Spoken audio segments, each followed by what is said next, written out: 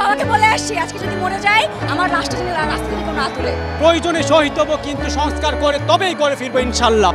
শিক্ষার্থীদের একটি দাবি, তাদের মেনে নিতে হবে শিক্ষা প্রধানমন্ত্রীকে।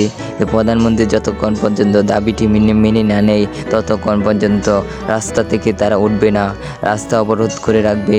তাদের দাবি মেনে নিতে হবে। ওটা তারা পড়ালেখা করে কি করবে, তাদের কথা এটি।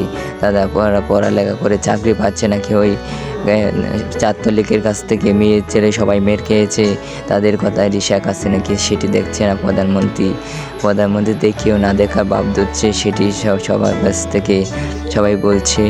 কিন্তু বলা আমরা অবশ্যই বিচার চাই। সেই বিচারে 7 জন মারা গিয়েছে সেই কথাটি জানিয়েছে।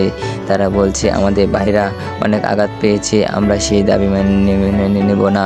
যতক্ষণ পর্যন্ত মাঠে আছি ততক্ষণ পর্যন্ত আমরা বেঁচে আছি, ততক্ষণ পর্যন্ত আমরা অবরোধ চালিয়ে যাব।